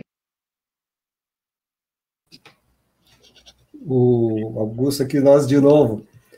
Da tua exposição sobre as novas drogas, a única que tem um funcionamento diferente das atuais seria a Ropressa, né? Que seria o inibidor da roiquinase. Seria a pergunta, a vantagem do uso dessas novas drogas? E, entrando também no mesmo terreno da Márcia, eu vi vários artigos falando da nicotinamida na proteção da destruição que nós temos das mitocôndrias. Hoje se responsabiliza muito as alterações mitocondriais no dano do nervo óptico nas células ganglionares. Eu quero saber se o senhor tem experiência sobre o uso da nicotinamida e se essas novas drogas com bastante efeitos colaterais que comentasse, se é uma nova opção hoje a ser usada. Vamos colocar assim, professor. Quando entra um paciente no consultório, a gente vai entrar com uma medicação nova, o discurso que a gente faz é: eu não sei se você vai ter efeito colateral ou não. Se você tiver, é uma tentativa e erro, a gente vai fazendo várias tentativas. Isso é a conversa que a gente tem que ter. Você não sabe nem se uma leatimolol vai ter muito efeito colateral, se aquela prostaglandina, se 80% dos pacientes não têm alergia a tartarato de brimonidina, 20% tem, 20% é uma coisa importante que a gente tem. Então, tendo ideia de que a gente não sabe se vai ter o efeito colateral ou não vai ter, quando a gente olha lá que metade teve hiperemia, a outra metade não teve. E a gente tem um paciente que é muito responsivo a determinada droga e outros que não são tão responsivos assim. Então, quando a gente aumenta o nosso arsenal, eventualmente você vai ter para alguns pacientes que aquela droga não vai ter tanto efeito colateral e pode eventualmente ser um autorresponsivo para aquela droga. Então, quanto maior for o nosso arsenal, eu acho que é interessante, eu acho que vem para acrescentar, sim. Não vai ser mais do mesmo, né? Que isso é uma coisa importante. Não é mais do mesmo, uma droga de mecanismo de ação diferente, de efeito colateral semelhante, mas não quer dizer que o paciente que vai ter hiperemia com essa determinada droga vai ter também hiperemia com aquela outra droga X, mecanismo de ação diferente. Então, eu gosto da ideia de diversificar um pouco e mexer com o que é melhor para aquele paciente. E por isso a gente tem que conversar muito com o paciente, senão ele não entende. Você perde o paciente só pelo fato de não conversar com ele e entrar com uma medicação que eventualmente vai ter efeito colateral. Por isso que muita gente foge de prostaglandina, que primeiro tem conversar com o paciente, eventualmente o paciente vai ter que te ligar, depois você vai ter que vê-lo numa frequência um pouco maior até que decida qual que é a melhor droga para ele. Né? Então, eu acho interessante isso. A segunda pergunta de respeito a pretensas drogas que têm efeito na mitocôndria, de novo, os estudos de neuroproteção eles vão mudar muito, porque não tem ensaio randomizado para essa droga, mas talvez um ensaio randomizado, que o desfecho seja quantificar a morte de célula ganglionária, igual a gente faz em animal a gente faz isso. Animal, você faz modelo experimental, dá a droga neuroprotetora, mata o animal, injeta fluorogold no colículo superior, ele vai retrógrado para a célula ganglionar, você tira o olhinho do rato e conta as células ganglionares. Né? Não tem jeito de fazer isso em ser humano. Mas agora, se essa tecnologia da Francesco Cordeiro realmente for para frente, vai ser possível fazer em ser humano. Então, a gente vai saber se realmente funciona como neuroprotetor ou não. Que os desfechos que a gente analisa de campo visual, medida da camada de fibras nervosas, é muito, muito complicado. Você tem que ter um N absurdo para conseguir ver alguma coisa, um segmento de 10 anos para conseguir ver alguma coisa. Por isso que a gente tem dificuldade. E quando a droga, por exemplo, for um suplemento alimentar, aí pior ainda, que não tem patrocínio da indústria. Quem é que vai patrocinar a curcumina? Né? Difícil, né? Resveratrol talvez, né? Mas é difícil, né? É isso aí. Obrigado aí. Obrigado, professor.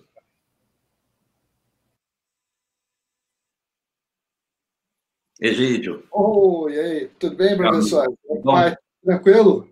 Prazer em falar contigo aí, Paraíso. Parabenizar aí pela tua excelente aula, pelo teu excelente trabalho que você tem feito aí pela Sociedade Brasileira de Glaucoma, viu? Parabéns, viu? Obrigado.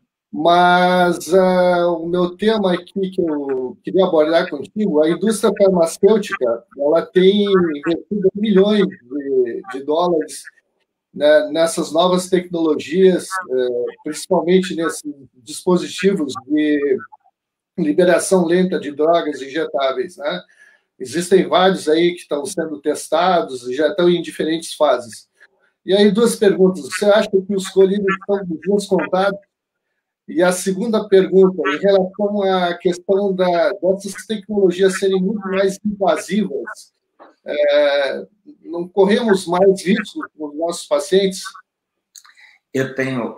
não acho que o colírio está com os dias contados. Eu acho que o colírio está com os dias contados com risco maior com laser do que com os procedimentos invasivos injetáveis. Porque, assim, por enquanto, a gente tem né, tem outros, por exemplo, tem gente que estuda colocar, quando vai colocar um iStent Supra, colocar com medicação, já tem estudo para isso, né?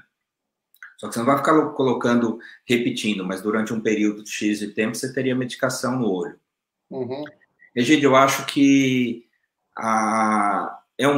vai ser perfil de paciente. Tem paciente que não consegue usar colírio. Né? Tem paciente por problema de compliance não consegue usar colírio. E para a superfície ocular, já mostrou que, embora tenha um pouco de hiperemia, para a superfície ocular é bem melhor. Então, não é pequeno o mal que o colírio faz cronicamente para alguns pacientes. Então, eu acho que tem uma aplicação. Eles viram que colocar o implante demais é deletério, mas, assim, eles estão aprendendo a um regime do tanto que vai colocar. Eu tenho um pouco de medo do uso indevido. Ou seja, o paciente tem só uma hipertensão ocular, vai colocar, porque por indicações erradas. Eu tenho um pouco de receio da indicação errada, né? Mas eu não acho que vai acabar com o colírio, mas aí você vai ter, olha que coisa bacana, você tem a droga injetável, você tem o laser, você tem o colírio. Eventualmente o paciente, ele precisa de muita medicação. A gente não sabe, por exemplo, o que vai acontecer com o laser do paciente que fez uma droga injetável. Não sei, está publicado. Será que o paciente que fez o laser vai funcionar mais? Vai funcionar menos? Vai complicar? Será que ele vai ter pico hipertensivo? A gente não sabe. A gente não sabe dessas informações, né? Será que o paciente que fez laser no passado tem resposta melhor com a droga injetável? Tem resposta pior com a droga injetável? Cheio de dúvida que a gente tem. Porque não tem estudo, né? Não é que eu tenho, e é uma ignorância razoavelmente bem distribuída. Todo mundo tem essa ignorância, né? Mas eu acredito que no futuro próximo a gente vai ter mais opções menos intervencionistas, né? Muito bem, muito obrigado, viu? Prazer em falar contigo. Prazer foi meu, Gil.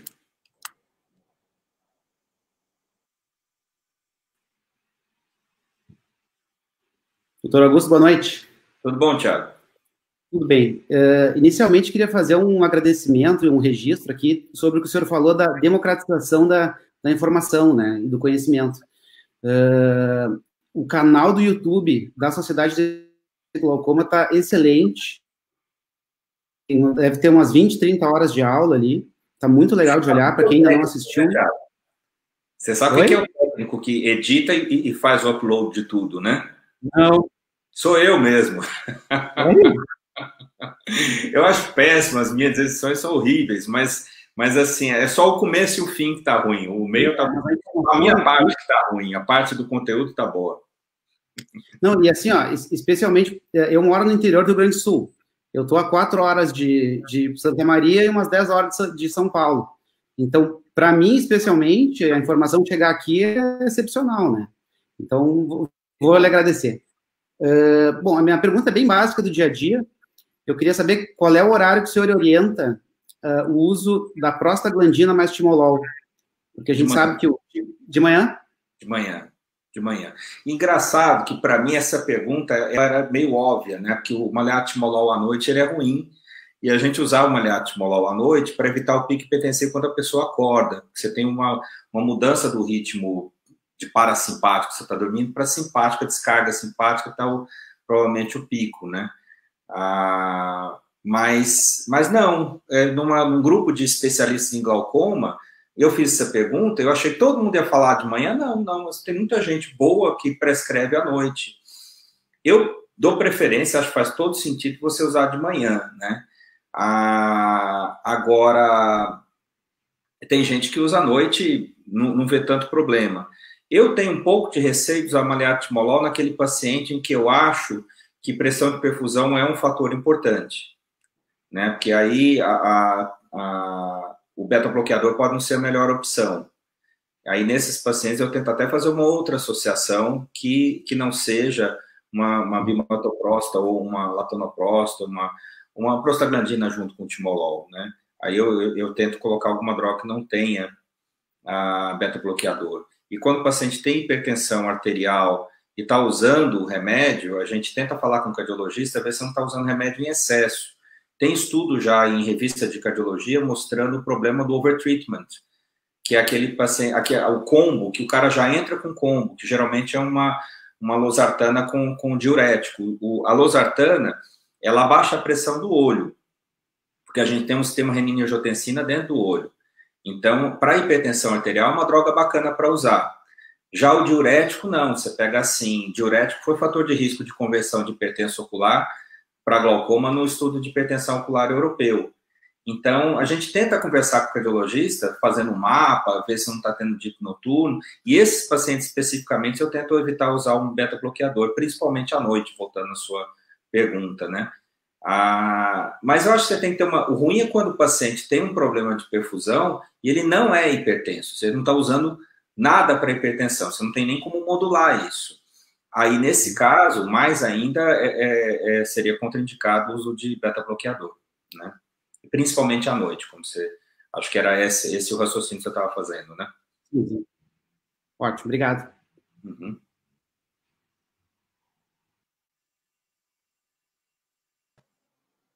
Ótimo, mais um bloco. Agora vamos para o último bloco, que foi o início da aula, né, que é a parte que realmente toca mais meu coração, que é o diagnóstico, né? Então, vamos lá, Helena Pachter, doutora Paula Gross, doutora Letícia Plett, e fechando comigo aqui. Por favor, doutora Helena.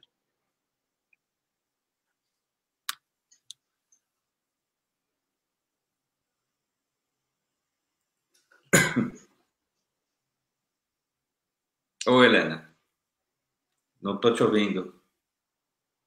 Microfone. Opa. Boa noite a todos. É um prazer estar aqui contigo, Augusto, essa audiência maravilhosa. Obrigada a Sorrix. Realmente, o momento do glaucoma, principalmente no que toca ao diagnóstico, é um momento muito especial, né? Muitas novidades.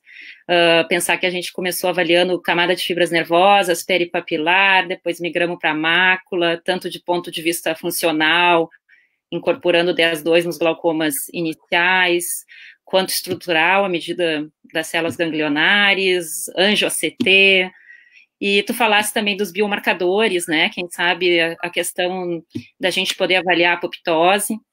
Eu recentemente vi uma tecnologia chamada OcuMet, não sei se tu tem conhecimento, é uma tecnologia que promete de forma não invasiva medir o estresse oxidativo das células mitocondriais que estão em sofrimento, né? Então, eu achei bem legal, não tinha conhecimento, né? Então, não sei se vai ser uma coisa que realmente vai vingar, mas parece interessante. Mas, assim, pensando no nosso dia a dia, assim, eu gosto da questão da diagnóstico inicial, investigação do paciente com glaucoma suspeito. Então, eu queria que tu dissesse, assim, o que tu acha básico, assim, na investigação do paciente com glaucoma inicial ou com glaucoma pré-perimétrico?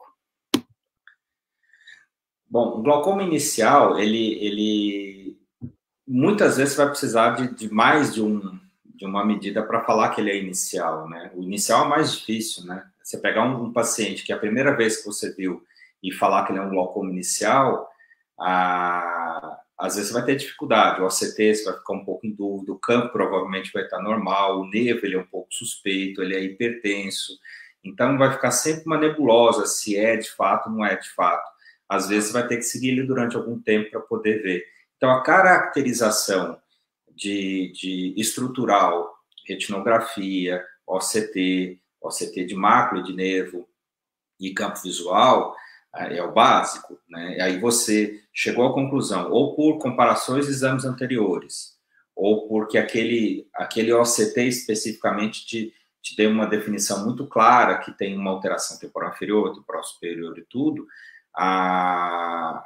Esse baseline é o principal. E o campo visual mesmo, que seja normal, você precisa de mais de um campo visual para formar o seu baseline, né?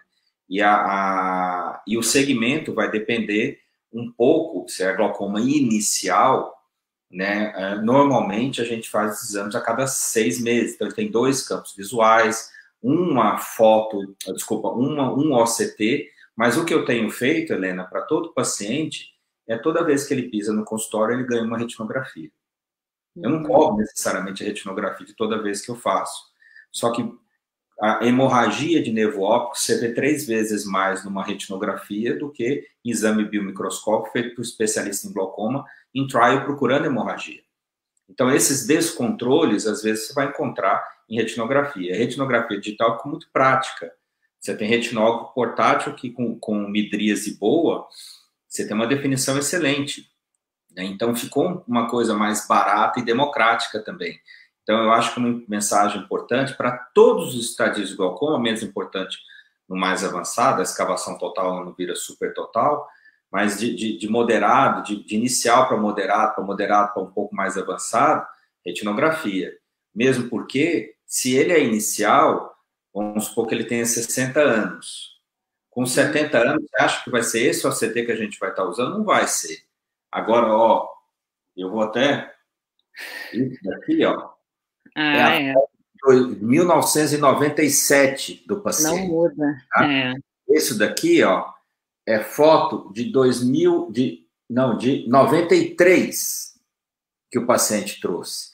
Então, isso daqui não tinha OCT na época, nem nada. Isso aqui era um glaucoma inicial, que eu vou tirar aqui o nome da pessoa que tem, mas está escrito hipertensão ocular. Tá vendo? Não é hipertensão ocular, atualmente é glaucoma. E se eu não tivesse essa foto, eu teria muita dificuldade de ver. Então, sua pergunta é ótima. Foto acho que é uma das coisas principais para fazer. O resto é super importante para você saber se aquele paciente que tem um glaucoma inicial está progredindo muito rápido ou não. Então, você precisa de várias fotos para montar um filme para ter uma ideia se é um progressor rápido ou não. A maioria das vezes não é, mas se for, com esses exames de base que você monta, você vai ter muita ferramenta para saber qual que é o risco daquele paciente efetivamente perder visão por glaucoma. Excelente. Então, documentação e acompanhamento. Documentação e acompanhamento. Muito obrigada. Obrigado a você.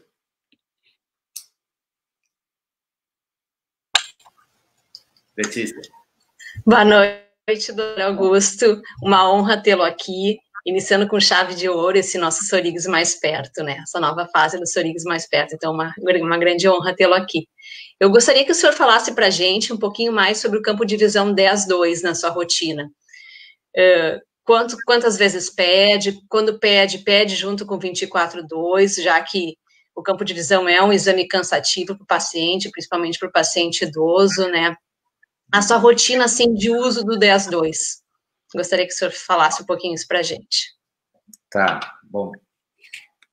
A gente antes só usava 10-2 para glaucoma avançado, né? Eu vou pôr o meu carregador aqui, que acho que meu computador já ele vai embora. Pronto. A gente só fazia para glaucoma avançado.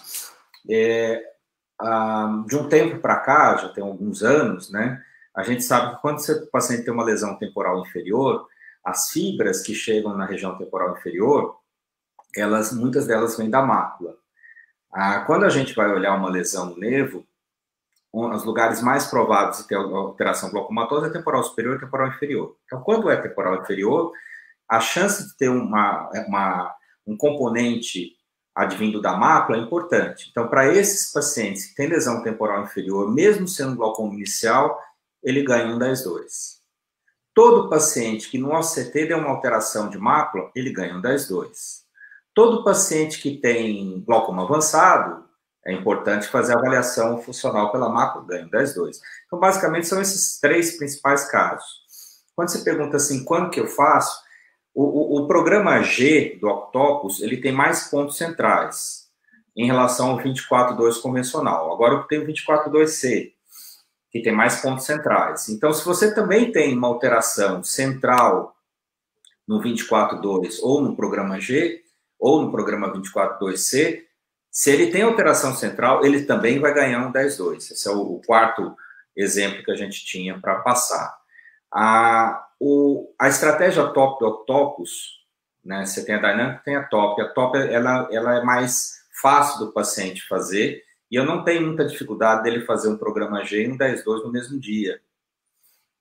Lógico, qual que é o raciocínio? Se alguma coisa se tudo está estável, eu confio naquele exame. Que a vantagem do Octopus, diferente do Humphrey, mesmo com o programa 24C, o Humphrey não tem pacote estatístico para você acompanhar um paciente com 10-2. O Octopus tem. Então, eu acho que... Falando do Humphrey, assim, o que o senhor sugere? Não tem. O Humphrey, a gente faz. Não. O 10-2, usando o Humphrey. Eu não tenho Octopus, né? só uso o Humphrey.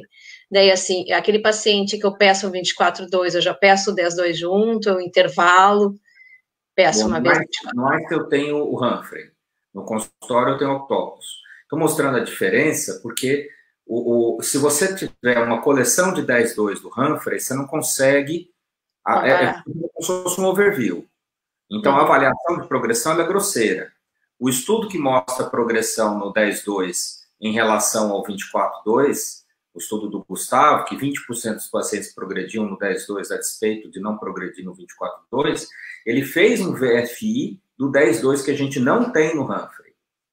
Então, a gente vai sempre ter essa dificuldade de tá piorando, não está piorando no Humphrey. No Einstein, eu consigo fazer do paciente fazer um 24/2 e um 10/2 no mesmo dia. Ele faz, ele sai, vai tomar um café, depois ele volta para fazer um 10/2. Então, se eu acho que o 10/2 está piorando, como o 10/2 foi a última coisa que ele fez, o 10/2 do olho esquerdo foi a última coisa que ele fez. Então, se tudo está estável, eu parto da premissa que não teve fadiga, está tudo bem. Se progrediu, por exemplo, o 10/2 do olho esquerdo, ele vai voltar um outro dia começando pelo 10/2 do olho esquerdo. Então, essa é a minha rotina que eu faço. Né? Então, para tentar ver se... eu tento fazer tudo no mesmo dia, metade dos meus pacientes são de fora de São Paulo. Não dá para ele ir e voltar, é muito complicado. Então, o que eu faço, ele passa muito tempo no consultório, tanto aqui no consultório aqui, quanto no hospital, e ele já sabe que ele vai passar muito tempo, são várias medidas de pressão, são vários campos que ele vai fazer, então ele vai preparado que ele vai ficar muito tempo lá. Tem paciente que não consegue, tem paciente que você não faz, mas a enorme maioria consegue fazer. Né? O problema é o que você faz com essa informação. A gente tem que brigar, as áreas é muito complicada. Eles nunca quiseram fazer um programa de progressão no 10/2, uma avaliação de progressão. O Octopus eu consigo exportar os dados para o Excel e fazer avaliação se eu quiser. A Humphrey, a coisa mais difícil que tem é exportar aqueles dados. Então, você vai ter aquela informação, mas ela vai ser como se fosse um overview. Né? Então, você perde um pouco por isso. Né? Por isso que eu gosto das outras alternativas. Mas, na maioria das vezes, eu consigo fazer no mesmo dia. Mesmo dia. Muito obrigada pela atenção.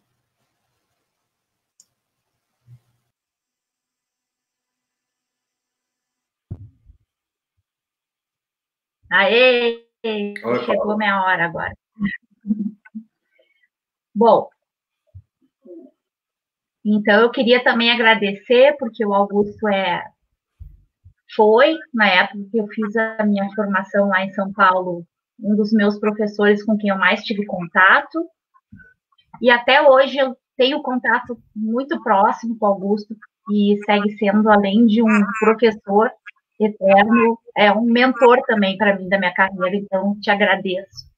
E agradeço por estares aqui falando com a gente. Eu queria dividir a minha pergunta em duas partes, tá? Lembrando daquele gráfico do glaucoma contínuo do Dr. Wayne Webb, né? Tu consegues prever, Augusto, em quanto tempo aquele sistema da doutora Francesca da apoptose vai estar disponível no nosso meio? 5 anos, 10 anos, 15 anos? Bom, ele está em estudo de fase 3, né? E ele é droga, né? Esse que é a vantagem. Você não vai vender aparelho. O aparelho já existe, é o SLO, né? Então, todo mundo que tiver scanner laser, oftalmoscope, a hora que ela for vender a droga, ok. Quanto que vai custar a droga? Não sei. Mas isso e muito mais, a gente pode perguntar direto para a doutora Francesca Cordeiro, que ela aceitou ser nossa entrevistada em dezembro pela SBG. A SBG Entrevista está selecionando algumas pessoas no glaucoma, inclusive dia 20 de agosto, fazer até uma propaganda aqui, o Shields, que foi meu professor nos Estados Unidos, né, eu fiquei com o Shields ele não está aceitando mais nada de convite, né, porque ele está aposentando, né. Eu convidei, ele aceitou, então ele vai dar uma entrevista no dia 20, e é uma das pessoas mais iluminadas que tem no glaucoma, quem quiser assistir, a gente vai fazer uma divulgação ampla. Mas da Francesca Cordeiro, eu não sei, Paulo, não sei quanto vai estar disponível isso. Eu queria muito estar envolvido nos estudos, né? vou tentar cantar para trazer isso para o Brasil o mais rápido possível, que eu acho que a ideia é muito bacana. Mas a gente vai tirar essas dúvidas em dezembro. Em dezembro vai ter uma entrevista só com ela de 1 hora, né? Vai ser bacana. Maravilha. E a segunda parte hoje em dia ainda a gente faz a classificação do glaucoma, né, da severidade do glaucoma pré-perimétrico, leve, moderado ou avançado, de acordo com a campimetria. Existem já algumas previsões de que a gente vai conseguir mudar essa classificação para o dano anatômico, que a gente consegue diagnosticar mais cedo, muitas vezes. O dano anatômico já tem, é que tudo é categórico, né? Pelo OCT, eu quero saber, a pergunta é o seguinte, se tu achas que vai chegar a mudar a classificação do glaucoma pelo dano pelo OCT, ou se vai ser sempre uma correlação da função? Bom, tem umas coisas bacanas. Primeiro, quando você faz uma avaliação de dano estrutural, o seu gold standard é funcional. Quando você faz uma avaliação funcional, o seu dano ele é estrutural. A classificação, quando você tem uma variável contínua, o OCT ele vai te dar uma variável contínua. Espessura da camada de fibras nervosas. Superior, inferior, average, temporal superior, temporal inferior. Certo? É um contínuo. Quando você tem uma variável que é contínua, você perde quando você categoriza essa variável. Tem um estudo do Glenn Altman, que faz aquele gráfico de concordância. O Altman tem um trabalho só falando por que não categorizar a variável que é contínua. Então, por isso você vai ter essa ideia de leve, moderado e grave nesse contínuo que você tem no OCT. O campo visual, ele é um pouco mais complicado, você precisa de mais de um parâmetro para colocar o leve, moderado e grave, esses parâmetros são arbitrários. A partir do final desse ano, o Octopus ele vai fazer a classificação de forma automática. Tanto o Bruzzini tem uma classificação ótima. Eu acho que a gente tivesse o hábito de pegar, porque a concordância da classificação do Bruzzini com as outras classificações que a gente tem, tanto do Humphrey quanto para o Octopus, ela é muito boa, e o Bruzzini serve para as duas coisas. Então, essa noção de leve, moderado e grave, que muita gente não é tão intuitiva assim, você olha um campo visual, essa classificação a gente só faz praticamente para estudo clínico. O dia a dia nosso, você não fica lá contando quantos pontos adjacentes, coisa de louco. Né? O Octopus vai fazer essa classificação automática.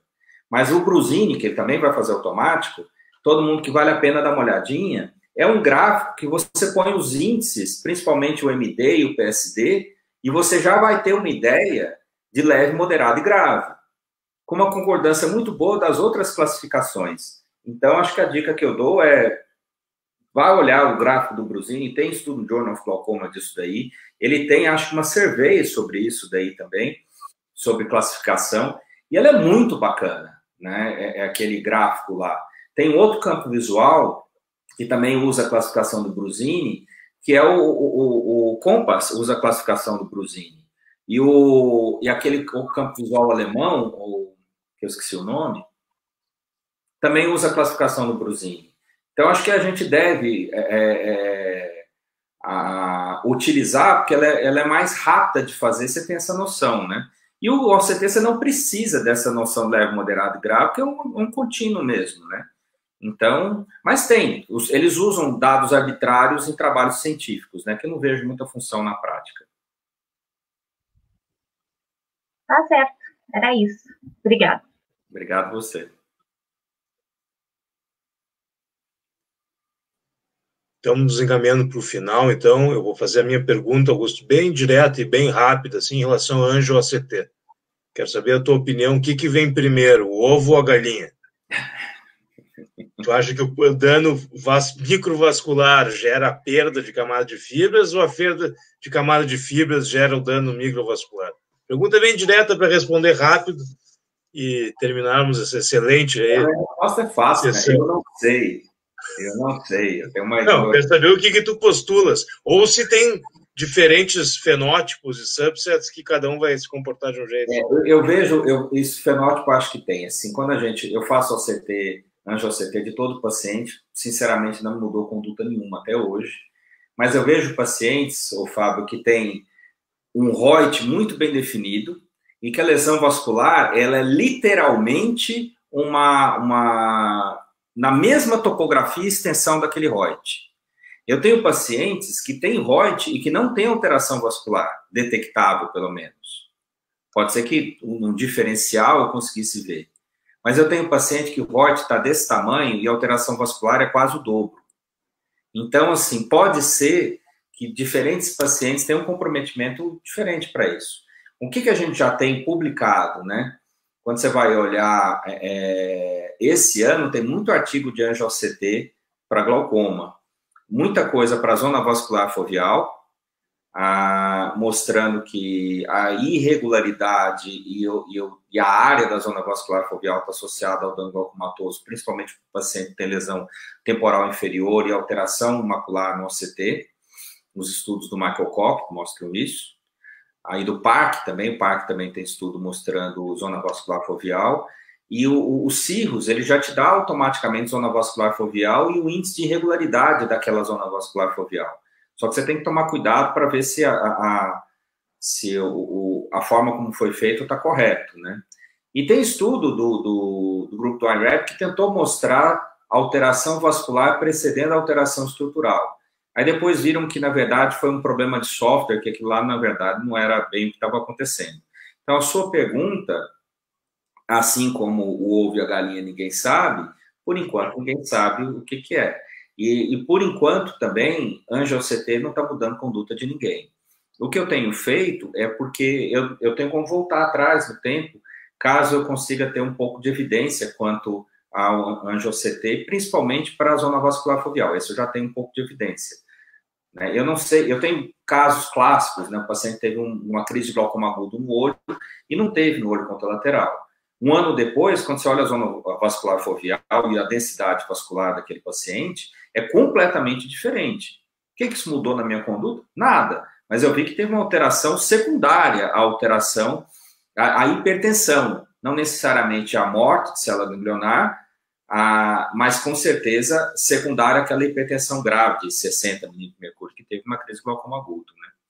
Mas eu acho que, por enquanto, não muda. Eu gosto muito, já que é a última pergunta, daquele conceito de individualizar e fazer avaliação de região de interesse. Isso aí eu acho que eu deixei bem claro lá. Na verdade, eu tenho trocentos exemplos disso, que é o meu dia a dia. Eu tenho feito, por exemplo, a Rare Disease. Just for fun, eu vejo que é uma obviedade que é um Rare Disease e que o OCT está mostrando que tem uma alteração lá. Eu faço uma concentração grande de avaliação de sensibilidade exatamente naquela região e do lado, porque não tem banco normativo, você mostra que realmente não é nada, né? Então, acho que contribui um pouquinho até para tirar algumas dúvidas quanto a é ou não é alteração, né? Excelente. Excelente. Muito obrigado. Estamos encaminhando para o final. Agradeço profundamente a audiência de todos. Augusto, olha, muito obrigado. Eu acho que teus entrevistados, né, da SBG, agora tu se sentiu na cadeira de uma mega entrevista aí com excelentes debatedores qualificados. Agradeço a toda a diretoria, vice-presidente Márcia, diretora Letícia, nossa presidente Terla, que está nos dando a honra aí de nos assistir, comentar. E muito obrigado a todos. Obrigada, Augusto. Boa noite, muito obrigada. Obrigado. Boa noite a todos. Bom jantar para todo mundo. Muito obrigada pela presença. Não, gente. Até o próximo Live com Experts, o Riggs Mais Perto, Live com Experts. Mês que vem, com mais um expert em outra área. Sucesso para vocês. Eu achei que, gente, eu acho que faltou falar só de signo e glaucoma, talvez. Fosse o primeiro e abrilhantasse, subisse a régua. Muito bem. Terminamos, então. Tá, Jorge. Boa Obrigado. Noite. Obrigada a todos.